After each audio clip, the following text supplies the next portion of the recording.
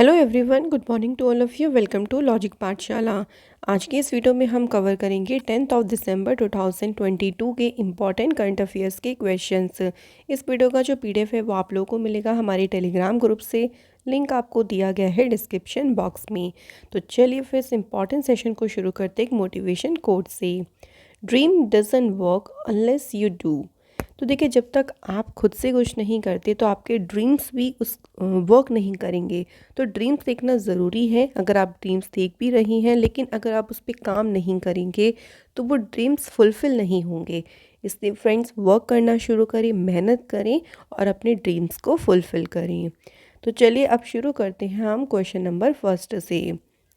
पहला क्वेश्चन है, World Meteorological Organization has released its first annual global water resources report 2021। तो जो WMO है, इसने अपनी पहली वार्षिक वैश्विक जल संसाधन जो रिपोर्ट है इसे जारी किया है। यहाँ पूछा गया है कि WMO यानी वर्ल्ड मेट्रोलॉजिकल ऑर्गेनाइजेशन के सेक्रेटरी जनरल कौन हैं। राइट आंसर हो जाएगा पेट्री टलास, जो कि WMO के क्या हैं, प्रेजेंट टाइम में महासचिव हैं। अच्छा, क्वेश्चन ऐसे भी बन सकता था कि जो annual global water resources report आई है इसे रिलीज़ किस ऑर्गेनाइजेशन ने किया। इस तरीके से भी क्वेश्चन आपका एग्ज़ाम में बन सकता है। देखिए, इस रिपोर्ट के अकॉर्डिंग ये क्या बताया है इन्होंने, तो 3.6 बिलियन जो पीपल हैं वो इस टाइम में पानी की जो कमी है उसे फेस कर रही हैं और 2050 तक की जो संख्या है वो 5 बिलियन तक बढ़ सकती है। ये इस रिपोर्ट में बताया गया। इसका जो पहला ये एडिशन है ये एक रिवर चैनल के माध्यम से जो बहने वाला यानी जो फ्लो होने वाला वाटर है उसकी मात्रा, उसके वॉल्यूम को देखता है ये जो रिपोर्ट है। और क्योंकि इसका पहला ही एडिशन है इसलिए फ्रेंड्स आपके एग्ज़ाम के पॉइंट ऑफ व्यू से काफ़ी ज़्यादा इम्पॉर्टेंट है। नेक्स्ट हमारा क्वेश्चन है, what is the rank of India in the passport index 2022 published by Arton Capital. तो आर्टन कैपिटल के द्वारा जो अभी पासपोर्ट इंडेक्स आई है उसके अकॉर्डिंग इंडिया की रैंक क्या है। तो इंडिया जो है वो इसमें रहा है 87 प्लेस पे। वहीं बात करते हैं पहले नंबर पे कौन सी कंट्री है, तो याद रखिएगा UAE, सेकंड पे है जर्मनी, थर्ड पे है स्वीडन। मोस्ट इम्पॉर्टेंट, फर्स्ट पे कौन सी कंट्री है और इंडिया की पोजीशन, ये मोस्ट इम्पॉर्टेंट है। अफ़गानिस्तान जो है फ्रेंड्स इस लिस्ट में रहा है लास्ट पोजीशन पे और पाकिस्तान की रैंक रही है फ्रेंड्स इसमें 94। अच्छा, जो पासपोर्ट रैंकिंग है ये क्या बताता है, तो ये हमें बताता है कि कि आप कितने देशों में बिना वीज़ा के जो है वो एंटर कर सकते हो। यही जो है पासपोर्ट की रैंकिंग जो है इसी चीज़ को दर्शाता है। अब इसी के साथ कुछ और रैंकिंग्स की बात करें तो देखिए, global aviation safety ranking recently ही देखिए अभी रिलीज़ हुई है जिसमें इंडिया की रैंक है 48 और टॉप प्लेस पे कौन सी कंट्री है, सिंगापुर। सेकंड है list of countries at risk of mass killings. इसमें इंडिया रैंक कौन से रैंक पे रहा है, 8th, और पाकिस्तान ने इसमें टॉप किया। Global prime cities index bye Knight Frank, इसमें मुंबई की जो रैंकिंग रही है वो है 22nd प्लेस की। नेक्स्ट है फ्रेंड नेटवर्क रेडीनेस इंडेक्स, जिसमें इंडिया रहा है 61 प्लेस पे और टॉप प्लेस पे रहा है इसमें US। तो जितने भी इंडेक्स आए हैं वो सभी देखिए हमें याद रखनी है और दो चीज़ें आप लोग ज़रूर याद रखें, इंडिया की क्या रैंक है और उसमें, और टॉप प्लेस पे कौन सी उसमें कंट्री है। चलिए नेक्स्ट क्वेश्चन को देखते हैं। अगला क्वेश्चन है, who has inaugurated the fertiliser association of India annual seminar 2022 in new Delhi. तो FAI का जो वार्षिक संगोष्ठी हुई है इसका उद्घाटन किसने किया है। इस सेमिनार का उद्घाटन किया है फ्रेंड्स मनसुख मांडविया जी ने। इनके पास में केमिकल्स एंड फर्टिलाइज़र मिनिस्ट्री है। अच्छा, इनसे अगर रिलेटेड हम कुछ और न्यूज़ की बात करें तो देखिए, इन्होंने 12th biennial international exhibition conference, जिसका नाम क्या रखा था, इंडिया कैम 2022, इसे इनॉग्रेट किया न्यू दिल्ली में। इसके अलावा देखिए मनसुख मांडविया जी के पास में हेल्थ मिनिस्ट्री भी है। तो इन्होंने लॉन्च किया था आयुर्वेदा आहार का नया लोगो। नेक्स्ट ध्यान रखिएगा, इनके द्वारा ही रक्तदान अमृत महोत्सव को भी लॉन्च किया गया था। तो ये याद रखिएगा, इनसे रिलेटेड कुछ और इम्पॉर्टेंट न्यूज़। अब बात करते हैं देखिए इस सेमिनार की। तो इस सेमिनार की जो थीम रखी गई वो थी फर्टिलाइज़र सेक्टर बाय 2030।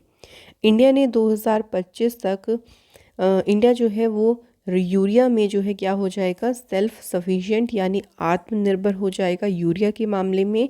तो उसके लिए जो टारगेट ईयर रखा है वो रखा है 2025 का। इसी के साथ कुछ और यूनियन मिनिस्टर से रिलेटेड कुछ इनॉग्रेशन हुए हैं, जैसे कि देखिए नरेंद्र सिंह तोमर जी ने अभी national conference on soil health, तो सॉइल हेल्थ पे कॉन्फ्रेंस हुई, इसको इनॉग्रेट किया। 1 वीक 1 लैब की जो कैंपेन है इसकी अनाउंसमेंट जितेंद्र सिंह ने करी। पीएम्स एक्सीलेंस अवार्ड्स के लिए जो पोर्टल है इसे जितेंद्र सिंह ने लॉन्च किया। इसके अलावा एक कॉन्फ्रेंस हुई थी वुमेंस लीडरशिप पे, इस कॉन्फ्रेंस को भी इनॉग्रेट किया डॉक्टर जितेंद्र सिंह ने।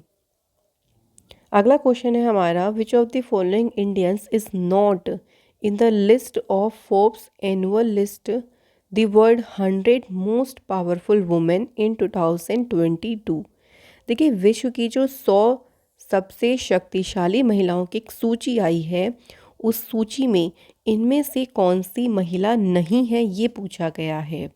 तो उस 100 की सूची में जो नहीं है उनका नाम है नीता अंबानी। नीता अंबानी जो है इस लिस्ट में नहीं है। 6 इंडियंस जो कि फोर्ब्स की 100 मोस्ट पावरफुल वुमेन की लिस्ट में आई हैं। अब उनमें से देखिए कौन कौन है। फाइनेंस मिनिस्टर निर्मला सीतारमण, इसके बाद बाइकॉन एग्जीक्यूटिव चेयरपर्सन किरण मजूमदार शॉ, नायका फाउंडर फाल्गुनी नायर। तो इस तरीके से 6 जो इंडियंस हैं उन वो आई हैं टॉप 100 जो लिस्ट आई है उसमें। तो ये हमें इम्पॉर्टेंट नाम जो है फ्रेंड्स ध्यान रखनी है। अगले क्वेश्चन पे बढ़ती हैं।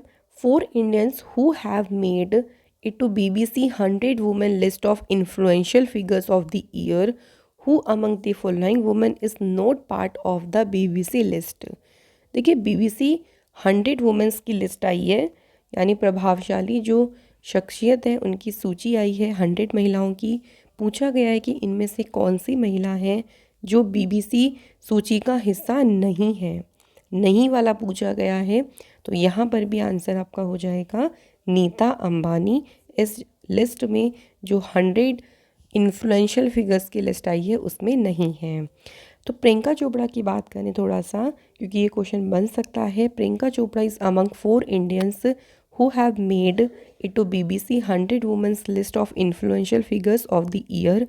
ये ओनली ऐसी इंडियन एक्टर है इस लिस्ट में जिनका नाम singer Billie Eilish, actor and disability activist Selma Blair और हॉलीवुड आइकन रिता मोरेंको के साथ जो है वो इनका नाम है। तो प्रियंका चोपड़ा का नाम ध्यान रखिएगा, इनका नाम अलग से पूछ सकती हैं। अगर हमने यहाँ पे मैंने आपको बोला था कि 4 इंडियंस हैं जो कि इस लिस्ट में हैं, तो उनके नाम देखिए। फर्स्ट नाम है प्रियंका चोपड़ा जोनस, सेकंड है गीतांजलि श्री, ये ऑथर हैं। थर्ड नेम है Sirisha Bandla, engineer and astronaut. And चौथा नाम है स्नेहा जावले, सोशल वर्कर। तो इन चारों के नाम ध्यान रखिएगा, क्योंकि इन चारों के नाम जो है वो 100 जो इन्फ्लुएंशियल शख्सियत की लिस्ट आई है उनमें से इन चारों के नाम ऐड हैं यानी इंक्लूड हैं। इसके बाद अगला क्वेश्चन है, ISRO has sign an MOU with which space company for its human and cargo transportation capsule programme. तो इसरो ने जो है किस स्पेस कंपनी के साथ मिलकर एक MOU साइन किया है। तो इसरो ने जो ये MOU साइन किया है ये व्योम स्पेस के साथ मिलके किया है। क्यों? अपने जो ह्यूमन और कार्गो ट्रांसपोर्टेशन कैप्सूल प्रोग्राम है, इस प्रोग्राम के लिए ही जो ये समझौता है वो साइन किया गया। जो कैप्सूल देखिए, capsule in a space mission क्या होता है, एक मॉड्यूल होता है जिसके अंदर कोई भी कार्गो को अंतरिक्ष में ले जाने के लिए उसके अंदर रखा जाता है, तो उसे ही कहते हैं कैप्सूल। और इसी के लिए ही जो है इसरो ने व्योम स्पेस के साथ मिलकर MOU साइन किया। बात करें हम इसरो की, फुल फॉर्म ध्यान रखिएगा, इंडियन स्पेस रिसर्च ऑर्गेनाइजेशन। इसकी स्थापना हुई 15 अगस्त 1969, हेडक्वार्टर है इसका बेंगलोर में। फर्स्ट चेयरमैन थे इसके विक्रम साराभाई जी। इस टाइम पे जो चेयरमैन है उनका नाम है एस सोमनाथ। आर्यभट्ट ये इंडिया की पहली सैटेलाइट है जिसे 19 अप्रैल 1975 में लॉन्च किया गया था। तो कई बार एग्जाम में इसका नाम पूछ लेती हैं। अगले क्वेश्चन पे बढ़ती हैं।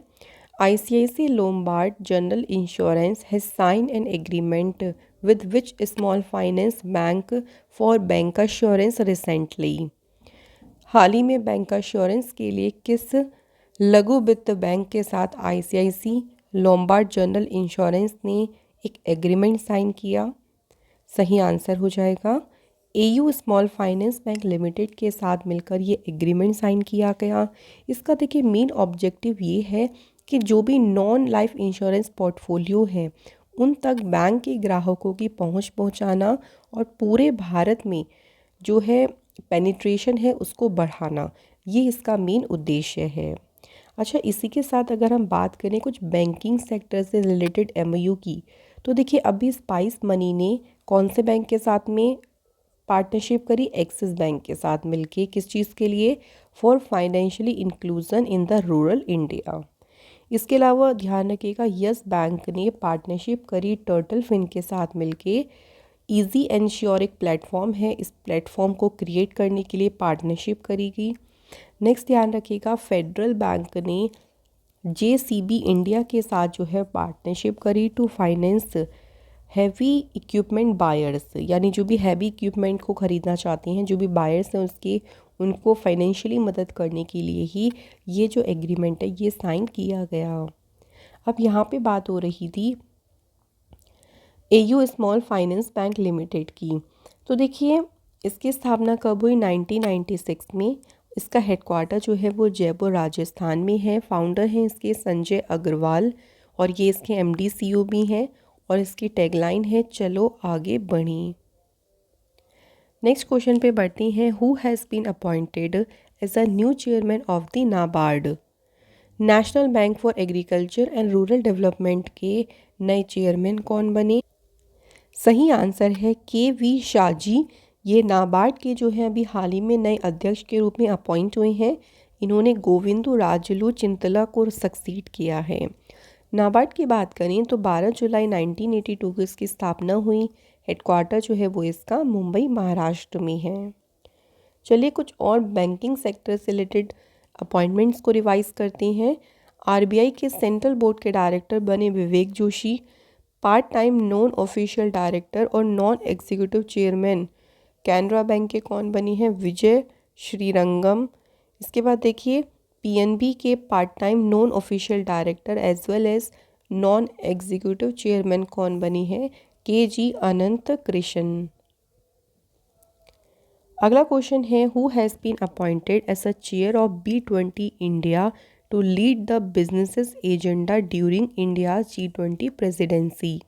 अब देखिए भारत के पास इस टाइम पे G20 की प्रेसिडेंसी है, उसी के दौरान बिजनेस एजेंडा का नेतृत्व करने के लिए B20 इंडिया के अध्यक्ष के रूप में किसे नियुक्त किया गया है? Right answer is N Chandrasekaran को B20 इंडिया के अध्यक्ष के रूप में नियुक्त किया गया। B20 जो है ये पूरे G20 बिजनेस कम्युनिटी की एक वॉइस है और उसी को रिप्रेजेंट करता है। चंद्रशेखरन जो है 100 टाटा ग्रुप्स कंपनीज की जो प्रमोटर हैं टाटा सन्स, उसके बोर्ड के क्या हैं ये फ्रेंड? चेयरमैन हैं। तो इनका नाम ध्यान रखिएगा।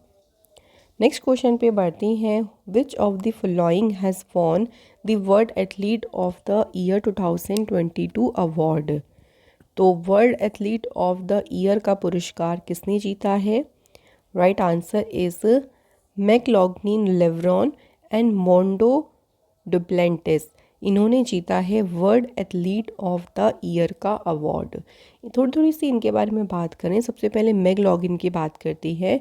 इन्होंने महिलाओं की 400 मीटर जो हर्डल रेस होती है उसमें 2 बार इन्होंने वर्ल्ड रिकॉर्ड जो है तोड़ा है। डुप्लेंटिस की बात करें तो he has broken the world pole vault record on 3 occasions. तो 3 मौके पे उन्होंने विश्व पोल वॉल्ट का रिकॉर्ड तोड़ा और उन्होंने इंडोर्स और आउटडोर्स के भी ये वर्ल्ड चैम्पियन बने। तो दोनों जो हैं इन्हें एथलीट ऑफ द ईयर का अवार्ड मिला है। नेक्स्ट क्वेश्चन है हमारा, Eden Hazard has announced his retirement from international football recently, he is from which country.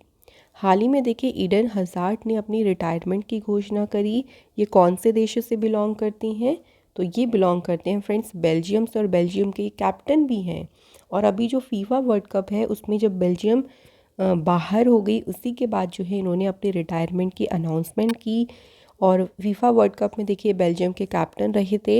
Hazard ने 2008 में इंटरनेशनल जो डेब्यू दिया था और उन्होंने 33 टाइम्स यानी 126 मैचों में 33 बार जो है उन्होंने स्कोर भी किया था। तो इन्होंने जो है अपने रिटायरमेंट की अनाउंसमेंट कर दी है। फ्रेंड्स यहाँ पे हमारे क्वेश्चंस कंप्लीट होते हैं। टाइम आता है रिवीजन करने का, तो चलिए फिर साथ में रिवाइज करते हैं इम्पॉर्टेंट क्वेश्चंस को। पहला क्वेश्चन है, who has become the 77th chess grandmaster of India. कौन बनी है? सही आंसर है आदित्य मित्तल। और फ्रेंड्स इससे पहले अगर मैं आपसे पूछूं 76 नंबर के चेस ग्रैंड मास्टर कौन बने, तो उनका नाम भी ध्यान रखिएगा, प्रणव आनंद। नेक्स्ट क्वेश्चन है, who will unveil the FIFA world cup 2022 trophy in Qatar during the final match of the FIFA world cup.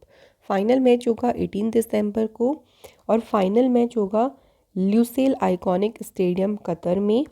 और ट्रॉफी को अनावरण कौन करेगा? सही आंसर है दीपिका पादुकोण। अगला क्वेश्चन है, who has been named 2022 person of the year by Time magazine. Person of the year के लिए जिसका नाम नामित किया गया है उनका नाम है वोलोदिमीर जेलेंस्की। और इसी में ध्यान रखिएगा के पॉप जो ब्रांड है ब्लैक पिंक, इनका इसलिए मैं आपको बता रही हूँ, पूछ सकती हैं क्योंकि इन्हें रिकॉग्नाइज किया गया है Time's entertainer of the year से।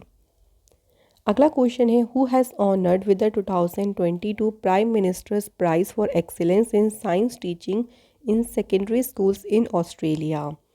इस अवार्ड से सम्मानित किया गया है वीना नायर को।